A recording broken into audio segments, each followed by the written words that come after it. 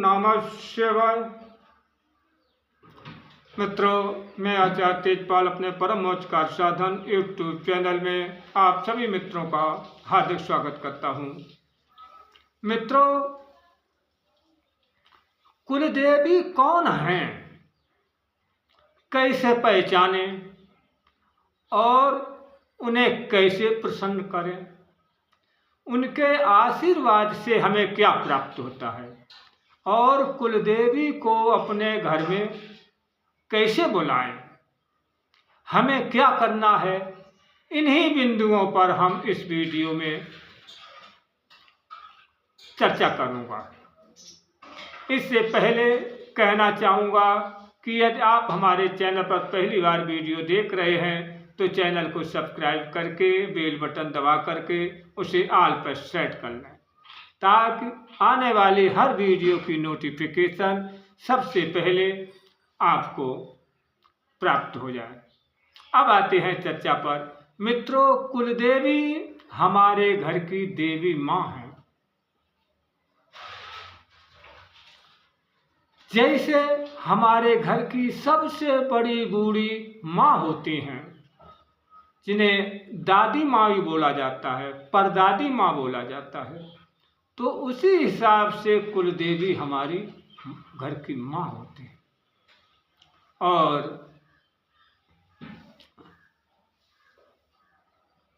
कुलदेवी हमारे घर के ऊपर एक सुरक्षा कवच बनाए रखते हैं। किसी भी नकारात्मक शक्ति को घर में प्रवेश नहीं करने देते हैं। एक प्रकार का सुरक्षा कवच होती हैं। तो और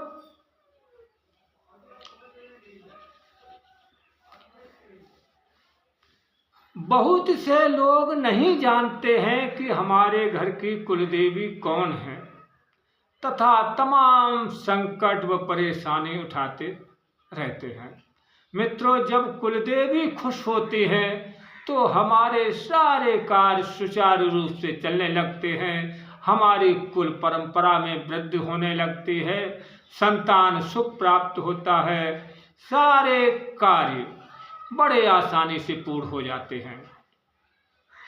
मित्रों, एक बात बता दूं कि कुलदेवी कभी भी नाराज नहीं होते हैं, क्योंकि कुलदेवी माँ है और माँ अपने बच्चों से कभी भी नाराज नहीं हुआ करती है। यदि बच्चा गलती भी कर देता है तो उसे डांट डपट करके फिर उससे बड़े एकदम उठा करके अपनी छाती से लगा लेते हैं। माँ का हृदय बड़ा करुणा भरा होता है, तो माँ कभी अपने बच्चे का अहित नहीं कर सकती, कभी नाराज नहीं होती है। यदि बच्चा, लेकिन हम माँ को भूल गए तो हमारी नाराजगी का एहसास दिलाने के लिए कुलदेवी माँ ऊपरी दिखावटी नाराज हो जाती है और फिर जरा से मनाने पर प्रसन्न भी हो जाती है। तो मित्रों, आज हम आपको इस वीडियो में ऐसे 2 उपाय बताऊंगा जिससे अगर आपने कर लिया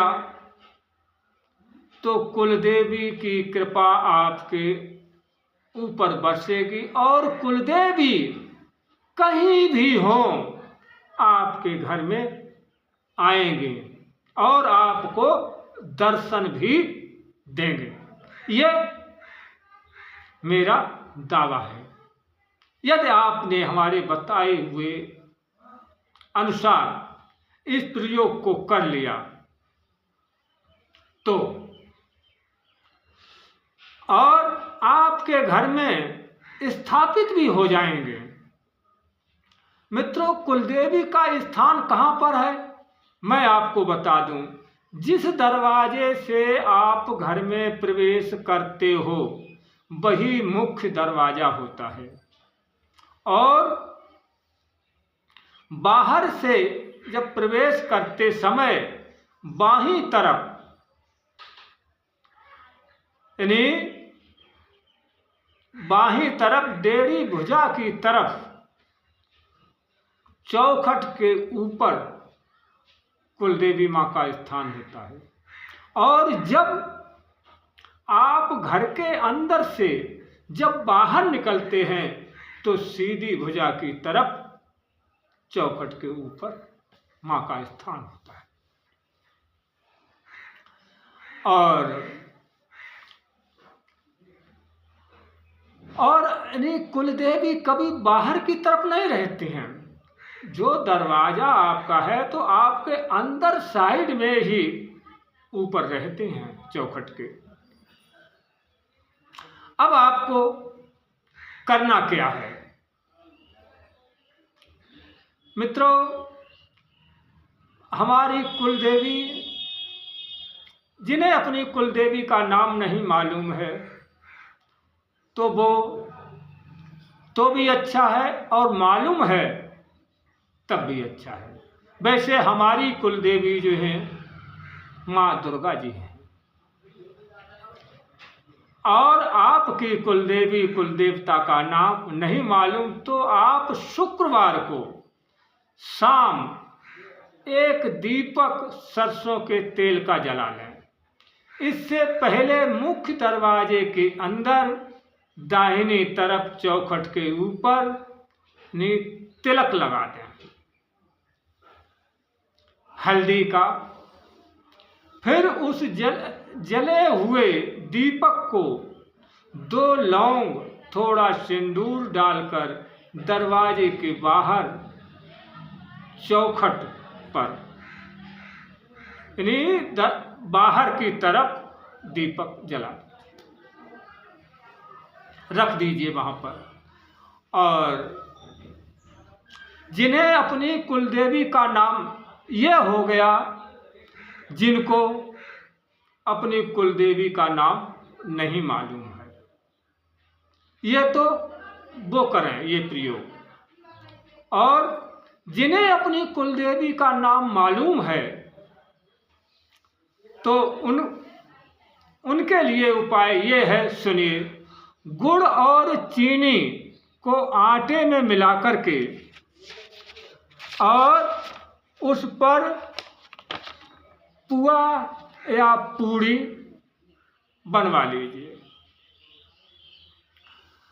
और जहां आपकी देवी रहती हैं उस स्थान पर आपको जाना है। हमारी देवी जैसे गुड़गांव में रहती हैं, और आपकी जहां भी रहती हो वहां जाना है। जाने से पहले बोल दीजिए कि हे माँ, मैं आ रहा हूँ आपका भोग प्रसाद देने के लिए। आप उस भोग को स्वीकार करके हमारे साथ हमारे घर में निवास करें, ये बोलना है आपको। इतना बोलकर जाएं और अपनी कुलदेवी को भोग प्रसाद अर्पण कर प्रार्थना कर लें। मित्रों, इस उपाय को करने के बाद जब आप वहां से चलेंगे तो आपकी कुलदेवी की शक्ति आपके पीछे चल देगी, और जब आप अपने घर में प्रवेश करोगे तो कुलदेवी की शक्ति मुख्य दरवाजे पर ऑटोमेटिक विराजमान हो जाएगी, स्थापित हो जाएगी। और मित्रों, एक बात और बता दूं कि आप चाहे शिव की पूजा करें, विष्णु की पूजा करें, हनुमान की पूजा करें, कृष्ण की पूजा करें, किसी भी देव को, जो भी आपके देवता हों जिनकी आप पूजा करते हो, किसी कर लीजिए, लेकिन आपको कोई भी फल प्राप्त नहीं होगा जब तक आप कुलदेवी की पूजा नहीं करोगे। कुलदेवी की पूजा के बिना कोई भी पूजा कभी भी पूर्ण नहीं होती है।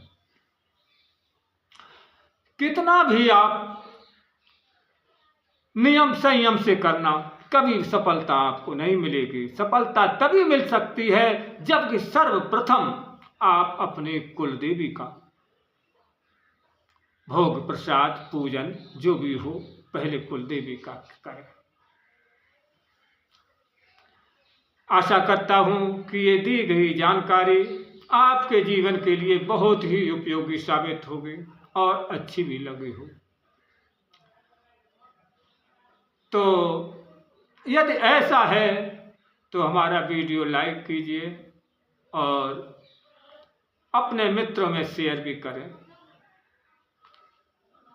और यदि ज़्यादा पसंद आई हो तो हमें कमेंट भी करें। कमेंट बॉक्स में जय मां आदिशक्ति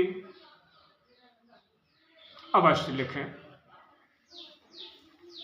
वीडियो में साथ रहने के लिए आपको धन्यवाद देता हूं। आपने अपना कीमती समय खर्च करके और हमारे साथ रहे हैं, इसके लिए मैं आपका आभार प्रकट करता हूं।